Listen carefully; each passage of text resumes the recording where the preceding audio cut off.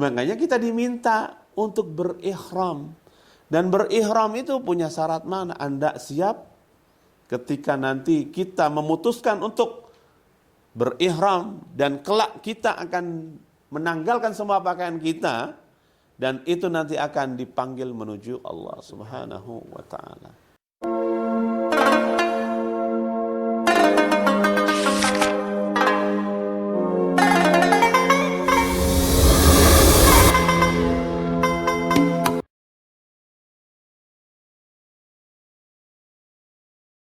Assalamualaikum warahmatullahi wabarakatuh. Assalamualaikum. Alhamdulillah, alhamdulillahilladzi haqqa hamdi wa syukrulillahi haqqa syukri. Asyhadu an la ilaha illallah wa asyhadu anna Muhammadan abduhu wa rasuluh. Pemirsa, alhamdulillah hari ini saya kehadiran seorang Kiai Haji Dr. Ahmad Fihri LC.MA sebagai narasumber kami di Bincang Ulama. Untuk itu saya izinkan beliau untuk menyapa pemirsa. Kepada beliau saya persilakan. Assalamualaikum warahmatullahi wabarakatuh. Pemirsa yang dirahmati Allah Subhanahu wa taala. Alhamdulillah hari ini bersama saya Ahmad Fihri selaku Sekretaris Umum Majelis Ulama Indonesia Kota Depok, dan insyaallah hari ini kita akan ngobrol santai tentang hikmah haji, filosofi haji, dan ini mudah-mudahan bermanfaat untuk pemirsa sekalian.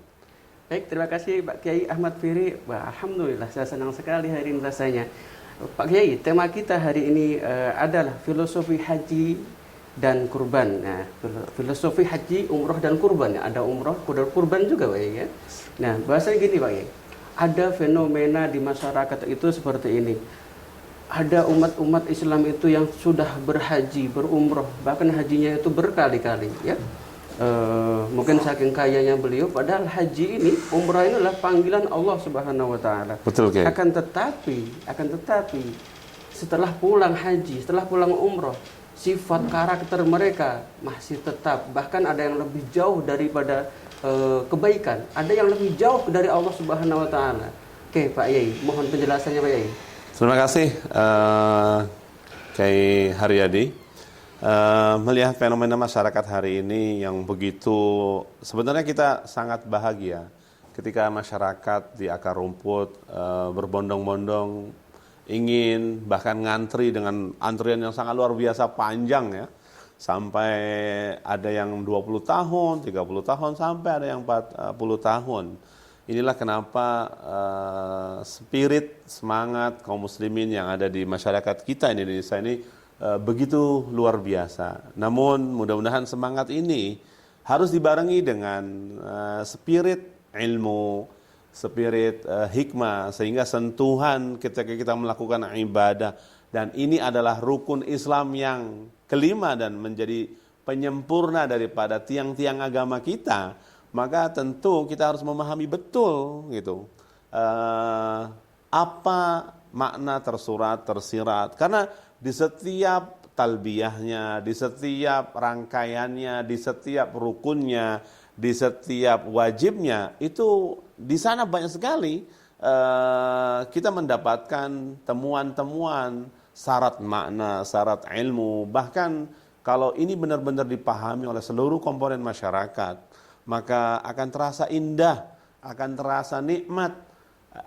prosesi-prosesi ibadah haji, baik itu sebelum berangkat, kemudian prosesi, melakukan rukunnya, melakukan wajib hajinya, dan tentu ketika pulang dari tanah suci, itu akan memberikan sebuah implikasi perubahan karakteristik, perubahan keilmuan, perubahan di adab lisan, adab bertetangga, bahkan berefek kepada dia menjadi seorang insan-insan di hadapan Allah Subhanahu wa taala. Masya Allah, ini luar biasa Pak Yai. Harusnya semakin sering Betul. berhaji, semakin dekat kepada Betul. Allah, semakin tinggi tingkat ketakwaannya, begitu Pak Betul. Yai. Masya Allah. Bagaimana kaitannya Pak Yai? Kalau ingin dipanggil haji, padahal kalau biasa-biasa saja juga bisa, tetapi pengennya dipanggil haji. Betul. Apakah itu masuk kategori unsur kesombongan atau bagaimana Pak Yai? Jadi begini Pak Kiai Har, apabila kita memahami betul di setiap rangkaiannya, misal dari sisi kata talbiyah ya, Labbaik Allahumma labbaik, labbaik la syarika laka labbaik, innal hamda wan ni'mata laka wal mulk la syarika lak.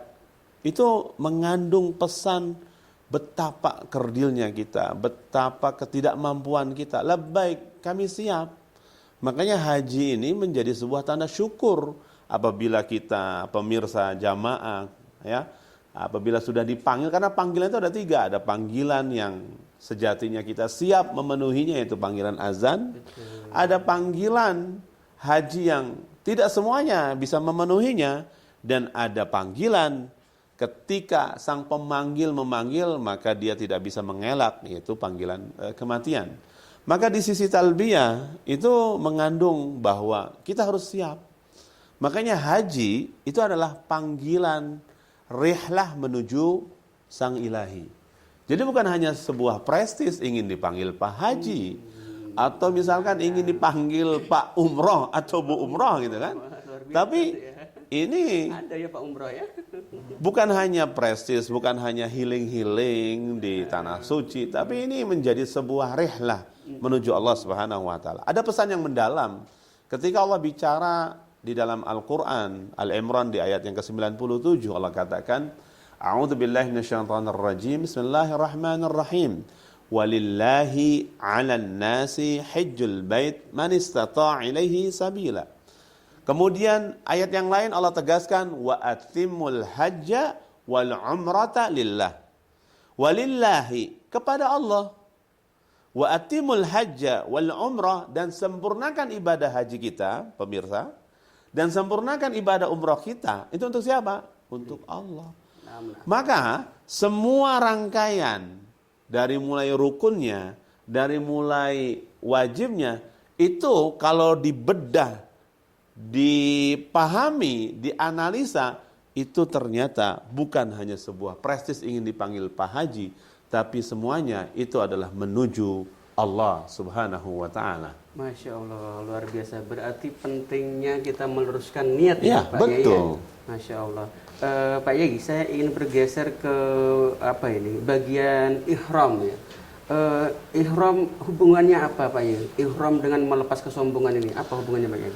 Jadi ketika kita memahami makna ihram, al-ihram itu adalah at-tajarrud. At-tajarrud itu apa? Melepas. Ya, tadi sudah sampaikan.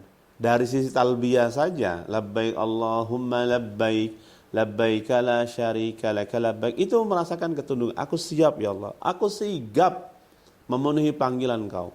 Sesungguhnya kenikmatan, innal hamda wan ni'mata, kenikmatan, segala puji adalah milik Engkau. Maka haji itu bukan hanya sembarang sebuah ritualitas, sebuah rangkaian ibadah, tapi penuh dengan syarat makna. Tadi yang ditanyakan adalah berihram. Berihram adalah bertajarrud. Makanya biasanya saya kalau ngajarin manasik haji atau umroh, itu ada sebuah proses melepas, menanggalkan semua pakaian-pakaian yang melekat kepada diri kita. Bisa jadi kita ASN, bisa jadi kita pejabat, bisa jadi kita tokoh, bisa jadi kita ini adalah orang yang dipandang dari sisi kepemilikan harta yang sangat luar biasa. Tapi lihat di saat prosesi wukuf dan ketika kita labbaik Allahumma hajjan dan kita sudah memulai mengambil miqat dan kita sudah berniat untuk berihram, apa yang terjadi? Semua yang sifatnya kesenangan duniawi itu diminta oleh Allah adalah ditanggalkan. Ya, dan itu memberikan sebuah spirit bagaimana kita menanggalkan sikap diri kita, sifat diri kita, kesombongan diri kita yang sampai hari ini yang begitu luar biasa. Tapi ternyata dengan berihram, coba cek. Ketika kita berihram dan itu pun dengan kain ihram, itu pun punya syarat makna. Kenapa dengan kain ihram? Karena kita kelak akan dilepas pakaian kita. Kalau saat ini jamaah haji, ya, itu melepaskan diri, besok adalah kita akan dilepaskan pakaian kita oleh orang yang kita cintai. Kita siap, kita sigap. Dan ternyata Ustaz Har, Kiai Har, itu dengan berihram kita sudah siap berkomitmen dengan perjalanan menuju Allah. Dan ketika berihram, coba lihat, semuanya ditanggalkan. Kita punya istri, ternyata ntar dulu. Kenapa nggak boleh wangi-wangian? Kenapa nggak boleh potong rambut? Karena ini adalah styling life, styling kehidupan kita. Makanya kita diminta untuk berihram.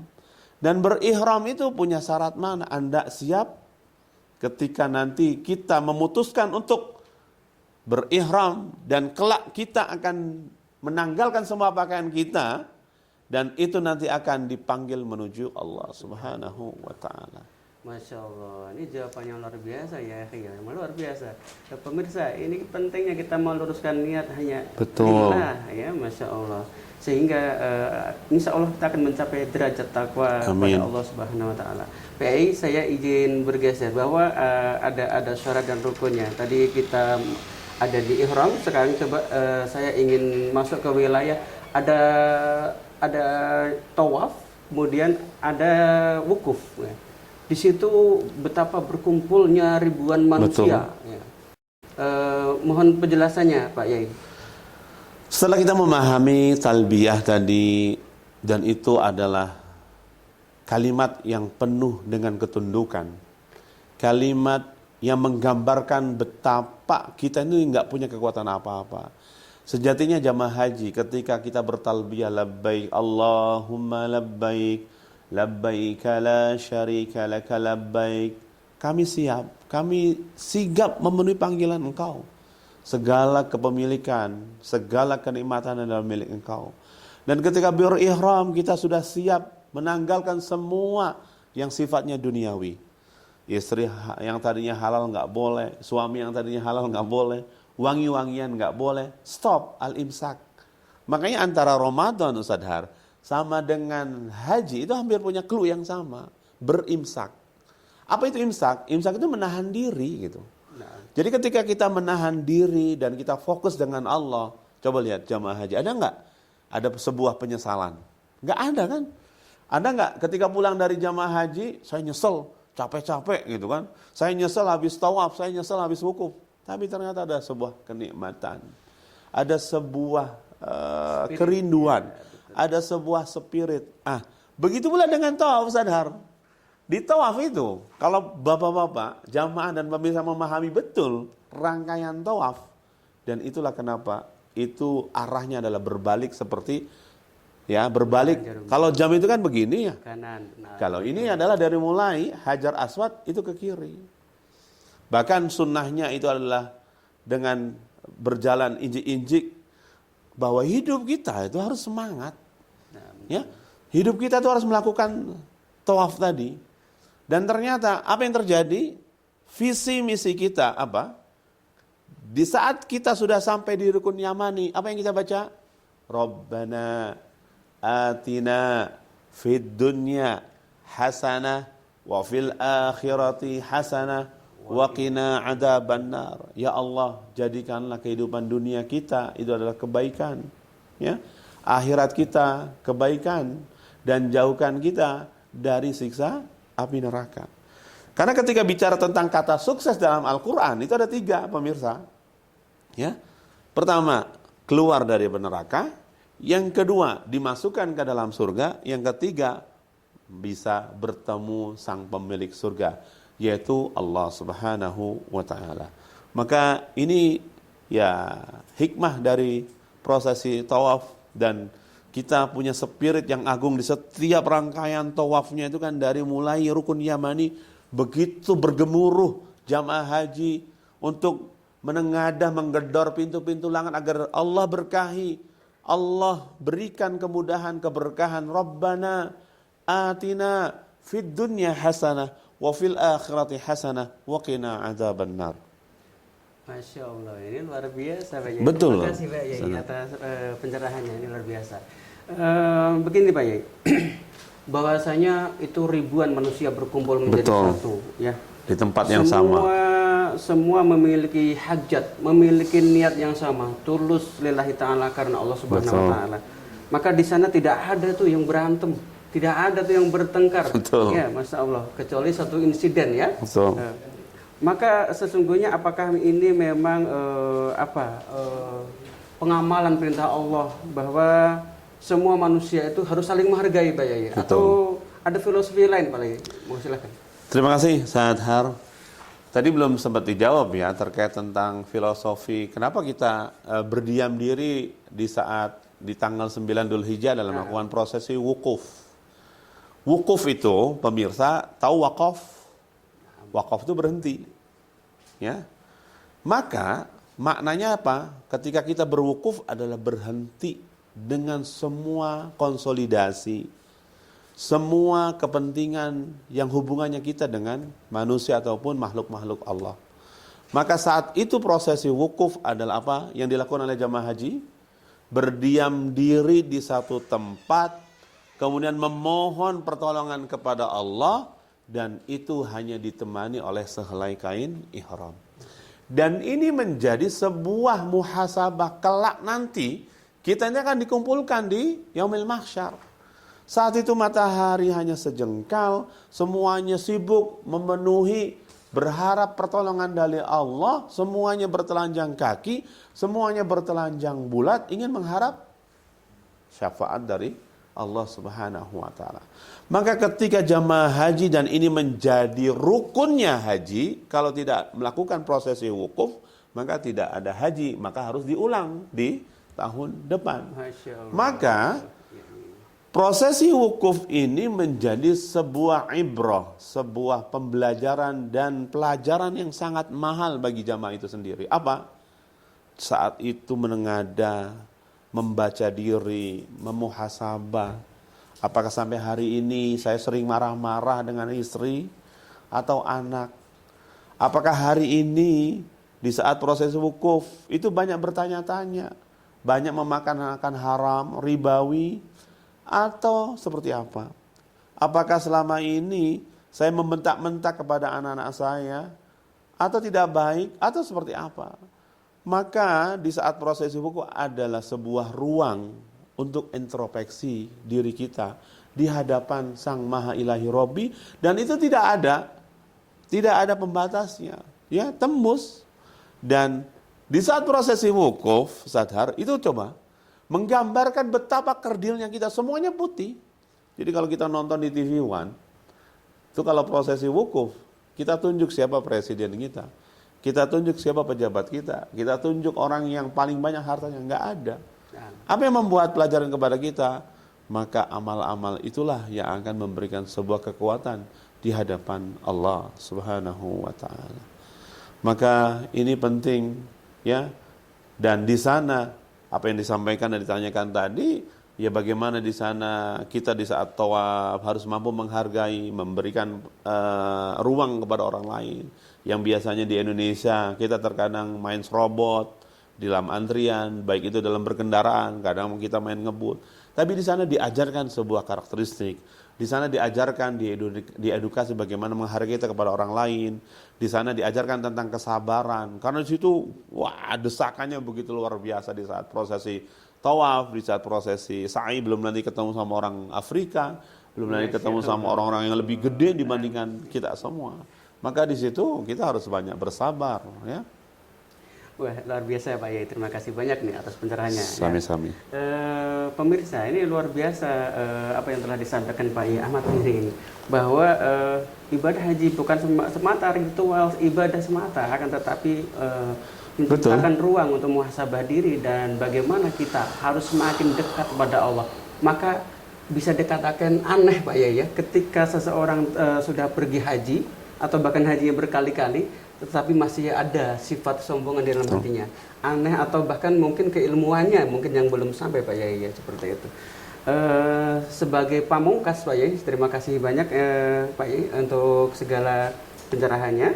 Saya izin ke pemirsa bahwasanya saya mengajak kepada seluruh jamaah sekalian untuk mari kita luruskan niat ya. Nah, 3 atau 4 bulan lagi, 3 bulan ya. 3 bulan lagi kita memasuki bulan haji, maka kepada calon hujat dan hujajah, mari kita luruskan niat kita lillah karena Allah Subhanahu wa taala, dan kita kuasai segala macam keilmuannya supaya ketika nanti kita pulang daripada ibadah haji, Begitu juga umrah, maka insya Allah kita menjadi haji yang mabrur dan Amin. mabrura, dan haji yang diterima oleh Allah, bukan haji yang sombong, dan insya Allah niat kita menjadi lurus. Terakhir saya ingin Pak Yai memberikan closing statement untuk pemirsa supaya menjadi bekal yang bisa diingat untuk bekal menunaikan ibadah haji dan juga umroh. Terima kasih Ustaz Har. Pemirsa yang dirahmati Allah Subhanahu wa taala, nasihat saya pribadi dan seluruh kaum muslimin dimanapun kita semuanya berada, ibadah haji adalah ibadah yang penuh dengan sebuah ritualitas yang kompleks, yang integral, ibadah yang menguatkan secara ruh, ibadah yang menguatkan secara fisik. Ada prosesi tawaf, ada prosesi al-wuqufu bi Arafah, bahkan jamarat, gitu kan. Bahkan kita diminta oleh Allah untuk apa? Untuk menguatkan di sisi harta-harta kita. Maka kesempatan yang sangat mahal ketika kita diminta oleh Allah untuk dipanggil bersama Allah di tempat sucinya, maka manfaatkan betul, bukan hanya gimmick-gimmick, bukan hanya framing-framing, ingin dipanggil Pak Haji atau Bu Haji.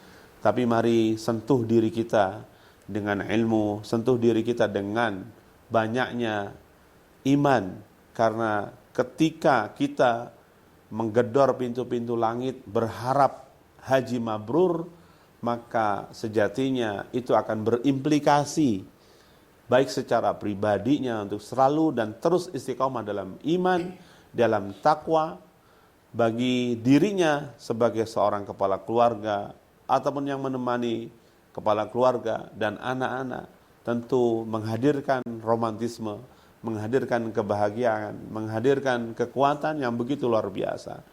Karena doa kita apa? Allahumma ja'alna hajjana hajjam mabrura.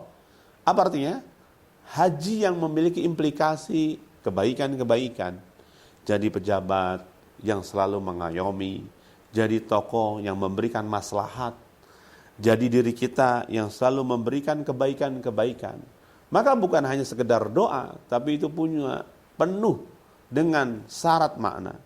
Maka haji secara filosofinya, hikmahnya itu akan menghadirkan iman, menghadirkan takwa, dan menghadirkan ketakwaan kita.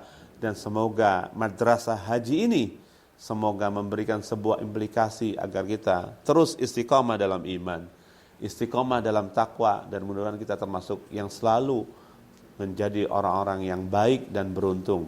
Dan semoga Allah masukkan kita ke dalam surganya karena kita menggapai haji mabrur. Amin. Ya Allah, ya Rabbal Alamin. Syukran. Terima kasih Pak Yai atas pencerahan yang luar biasa hari ini. Pemirsa, terima kasih atas atensinya. Insya Allah ini akan membawa manfaat banyak untuk kita, membawa keilmuan ya, membangun peradaban-peradaban yang ilmu yang membekali kita, dan mudah-mudahan yang belum haji insya Allah dimudahkan hajinya. Amin. Ya Rabbal Alamin. Terima kasih Pak Yai. Masya Allah, saya harus salaman dulu kepada beliau. Terima kasih. Sama-sama. Semoga berkah ilmunya. Amin. Saya Dr. Haryadi MPD sebagai host. Terima kasih atas atensinya seluruh pemirsa. Sampai ketemu lagi di Bincang Ulama berikutnya. Assalamualaikum warahmatullahi wabarakatuh. Waalaikumsalam warahmatullahi wabarakatuh.